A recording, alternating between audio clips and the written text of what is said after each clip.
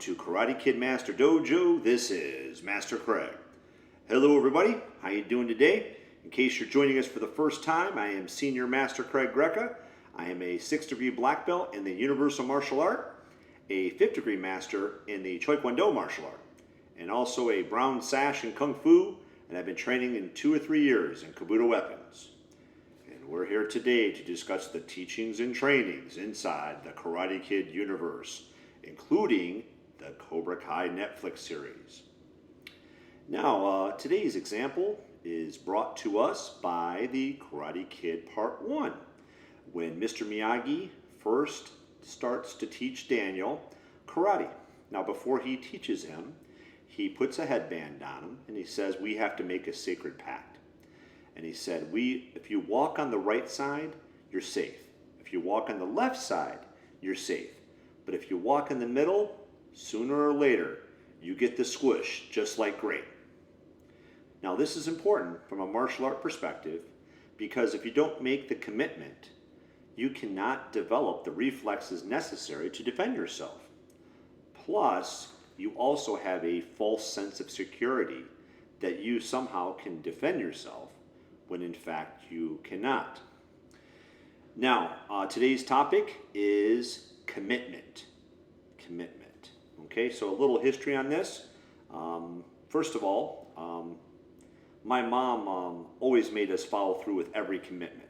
Okay, we've got a few stories on this. I'm going to keep them kind of short, but my brother Scott and I were in Boy Scouts together, and when we were in Boy Scouts, we started off and we always did everything together because Scott and I were so close in age. And what happened was that in Boy Scouts, the troop is ran by the boys, so ran by us. So that we decided to make new patrols, and we made new patrols up. We got reshuffled, and Scott and I got put into separate patrols. Okay, and we'd always been together before, so we were both kind of mad, and both of us wanted to quit because we got put in separate patrols. The adult leaders felt like it was a good thing to separate us out so that we can grow and develop on our own rather than next to each other all the time. So I wanted to quit. So did my brother. We wanted to quit Boy Scouts. Quit. We're just going to quit. My mom said, that's not a reason to quit. You need to make sure you follow through. And we listened to our mom, and we went back to Boy Scouts, and both of us got our Eagle Scout. So that was a huge accomplishment. And we never would have had it hadn't it not been for our mom telling us the firm commitment. And also too, the same thing happened when I was doing track in middle school. I had joined with my friend Darren, and we did track and field together. And suddenly, to his group of friends, it became less cool to be in track and field. So he opted to skip practice and not go to track anymore. So I was like, well, if Darren's not doing it, I'm not going to do it either. So I said I wanted to quit. Then my track coach cornered me in the school and asked me why I wasn't at track practice. So I told him, I said, well, I quit track. My friend Darren doesn't do it anymore. I don't want to do it anymore. He said, well, doing what your friend is doing is not always a good excuse to quitting something. If you enjoy it, then you should do it. And I told my mom about the encounter with the teacher. I didn't even have him as a teacher, and he still came up to me in the hallway and cornered me.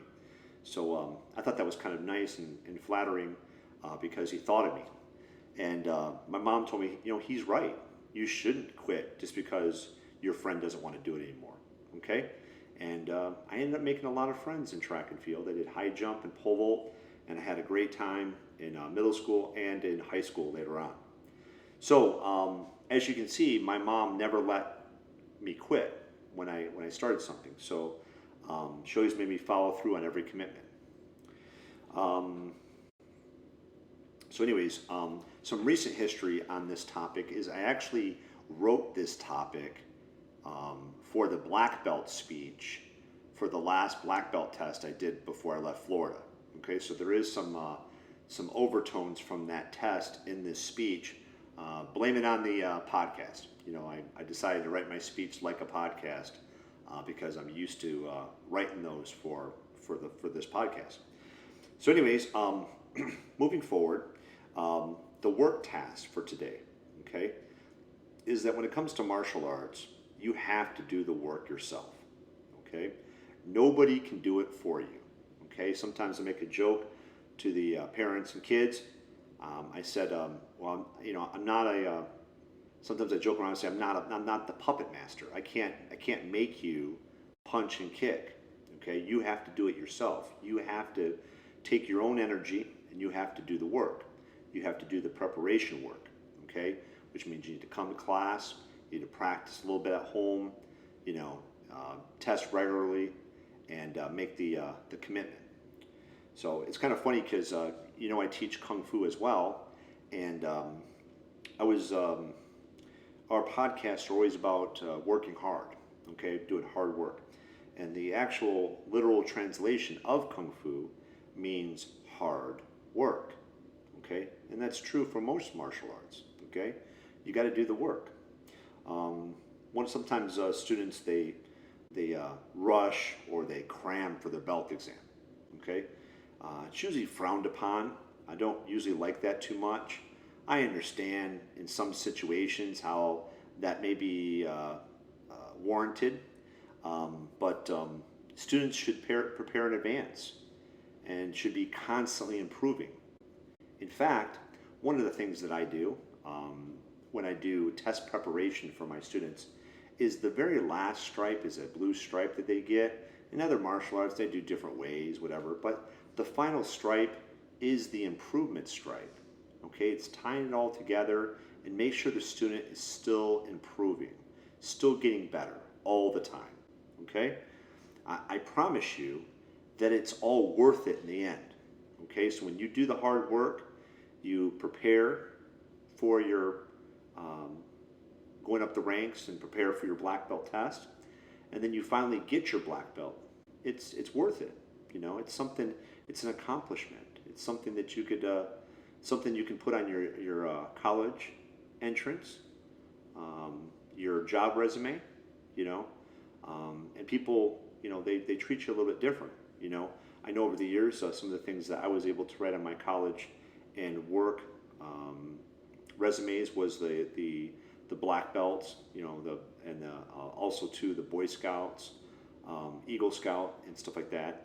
That was always nice things to be able to put on there. And sometimes there may be an employer or a college preparer or exam. I'm not sure what the college acceptance person could see that hey, this person is an Eagle Scout or this person's a black belt. I'm a black belt too, or I'm an Eagle Scout too, and they help you out more because you've been in the same shoes as they've been in. So it's kind of nice to have those kind of things as accomplishments.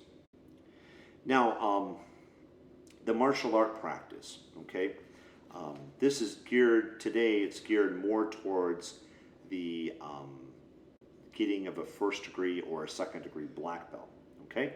But, you can practice this at home. It's always fun, at home training. First, in the physical training, some of the techniques that are learned at the first degree black belt are the headbutt, okay? Now, the headbutt is a sometimes people think it's not a very practical movement because you are using your head as a weapon, but your head is very hard, okay? Especially around the crown of the head where you wear your hat, okay? So anywhere where you wear your hat can be used as an offensive weapon to someone, against someone. And except for probably the temple area close to the ears, that area is a little bit more sensitive. My favorite area, of course, is right above the eyebrow. Okay, so right above the eyebrows is a very good place to use as a headbutt weapon. Also, the back crown of the head can be used when someone has you in a bear hug type of situation. But what you do is, the misunderstanding on that technique is that you do it head versus head, okay? And a lot of times in movies, that's how it's portrayed. But the reality is that weapon is better used to hit right above the eyebrow of your head, and to hit someone in the jaw, okay, or the temple of their head, where that soft part is in the skull next to the ear. So next to the ear or next to the jaw are two places where you can use the headbutt effectively, and that would help you out to be able to defend yourself, especially if your arms are pinned. So if your arms are pinned in any way or grappled where you can't move, you could use your head as a weapon. And that's the more practicality of when you would use it. Now, another thing learned at the first degree black belt level is the double kicks, okay? Now, double kicks are really cool. The one at first degree is a lower kick and then a higher kick, okay? So the first one's a little bit lower and the second one is higher. And it is a feint movement, okay? Now, feint means that you trick someone to going one way and then you hit them in another way. So the feint can be done in different ways. A fake to the side and then a cut over towards them is a feint, where you pretend that you're going to go one way and then you divert and go the other way. Also, too, the double kick, because you go low first, then high, the person reaches down low to block the first one because they see a movement, and then you hit them with the second kick. Okay?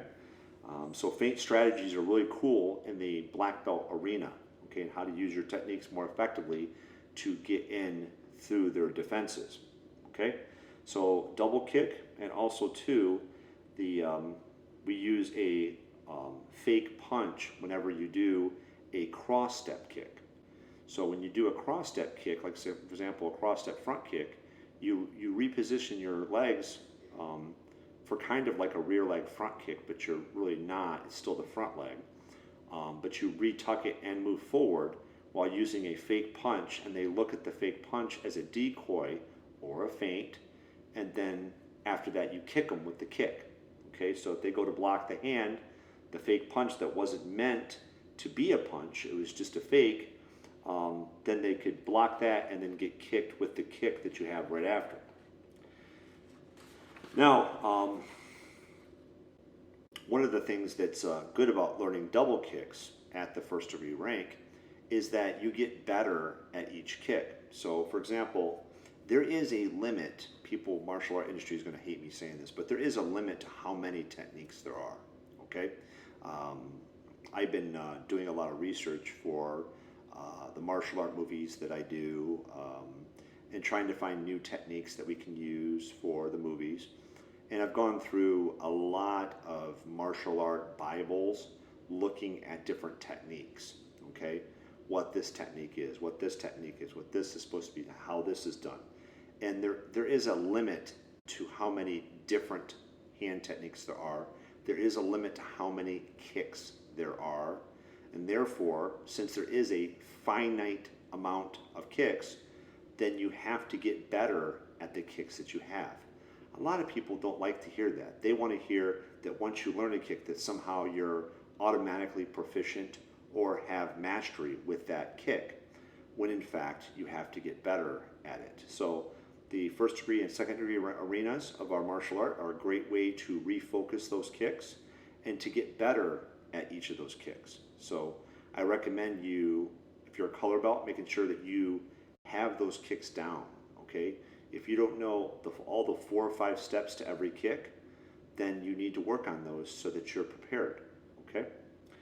Now, one other thing that's learned at second degree black belt is the people that are testing from first to second, is they start doing sliding kicks, okay? Now, sliding kicks are done where you're pre-pivoted ahead of time, and then you slide forward about 6 inches or a foot and add to the power of your already existing good kick. So you have to make sure first that your kick is good before you do the slide, and make sure that it's configured before you slide in order for it to be a good kick. Okay, so if it's not a good kick, then it won't be better with the slide. Okay, because there's been students before that have tried to slide with their kick before it was a good kick, trying to add to its power before they can even master the kick. For example, side kick. Side kick, you have to get your knee back. It's a well-established fact that you have to get your knee back and your foot positioned before you kick. Okay. Now, some people would just slide forward, not get their knee back, not configure the pivot foot, the support leg, and then just try and add to the power by sliding. And I tell those students, don't slide yet. Don't slide. Make sure you have a good kick before you start adding sliding. That's why it's learned at higher ranks, because you have to configure it before you kick. Okay, so sliding kicks are a great way to add power to your kick once the form is correct. Now, part of our martial art mental training is that martial arts is all about making a firm commitment to the process. Okay? Now, many parents do help their kids to be successful. Okay, I had 2 kids down in Florida, and their mom was the driving force behind them the entire way. Without their mom, they would have quit a long time ago. But their mom was committed. I told her, I said, we should have given you a black belt, because she helped them out so much. She had one kid with special needs, and she helped him all the whole step, the whole way up to black belt. Okay, and parents do help, just like my mom did. Okay, I do salute those black belts for making the commitment to play the long game and set a long-term goal. Okay, so anybody that's gotten a black belt with me, I salute you. Anybody got a black belt in general, I salute you, because it is hard work. I also salute those making the commitment to continue to black belt and beyond. Okay, so even my current students, I salute you for working your way towards black belt, and those people out there, including my Florida students who are training in my virtual hybrid program. I salute you guys for continuing to black belt and beyond. Beyond means 2nd degree, 3rd degree, 4th degree black belt. And some of the students out there that listen to my podcast, if you were close, like for example, blue belt or above, you really should consider my virtual hybrid program to finish what you started. Okay? It's a great process. Like for example, I had one student down in Florida, just for example, he's red belt. Okay? So he is like 8 months away from testing for black belt or less. That is so close to finishing. Okay? And I always salute those that put forth the effort. I've had a lot of people that got to Brown Senior, and that's the one thing that I never understand. Okay, how you can get to Brown Senior and not finish. Okay, or Brown Belt. So anyways, I promise you that it will be worth it in the long run. Okay, and I also wanted to make this historical note as well. Do you know that, like for example, like Buddhist monks, different kind of Tibetan monks and stuff like that, the ones that are in the monasteries, learning martial arts, learning kung fu, learning different martial arts, they're always training. Okay, so the excuse that I did it for 3 years and I'm done kind of stuff, it doesn't really resonate with me. Okay, because monks like that, they never stop training. Someone who's a real martial artist never stops training. Okay, they always keeping their body healthy. They're always working hard. They're always trying to better themselves. It's a lifestyle. Okay, so I wish those people that follow that lifestyle, or those who maybe got their black belt, I hope that they're still training at home, hopefully using our podcast as inspiration. Okay, and I wish you good luck for the future. Okay, good luck to all my students, both past and present, and also my future students up here in Michigan. We're looking forward to seeing you in class, and also to wish you good luck for your future training. Now, a couple things today, just to kind of wrap up. The secret phrase today is tip of the iceberg. Tip of the iceberg. And that's because of the drawing that I've seen so much on Facebook from my different martial art friends, where they show the black belt as the tip of the iceberg, and then underneath the water you can see the sacrifice, the training, the dedication, the hard work, the commitment, that nobody else sees. They only see the black belt test and say, wow, they did a great job, but they didn't see all the hard work that you put into it. And that's true with just about everything. Okay, whether you're an Olympic athlete, nobody sees all the the broken toes or the fractured hairline fractures or the strained joints or the sore muscles, or they don't see any of that. All they see is whether or not you got a gold medal or not. Okay, if you got the gold medal, you made it all the way. Maybe you didn't, and but that's the tip of the iceberg. A lot of times people only see the tip of the iceberg, so we use that as our secret phrase today. Of course, the technique of the week is the headbutt and the sliding kicks. Okay, because those are two things that are unique to the first degree and second degree programs when someone is making this long-term commitment towards the process. So anyways, remember that in order to fully learn Miyagi-Do karate or any martial art, you have to unlearn your misconceptions about what constitutes training. See, this is at-home training, okay? And also, too, just make sure you keep on remembering we'll be here every week, and we're hoping to add some more episodes here to help get caught up. And I hope you're enjoying Karate Kid Master Dojo. So, therefore, remember that we're learning martial arts through everyday work, thus creating life around you, increased productivity, and a better world. I hope that you enjoy the rest of your day and the rest of your week. This is Karate Kid Master Dojo. This is Master Craig. Take care, everybody. Have a great day. Bye-bye.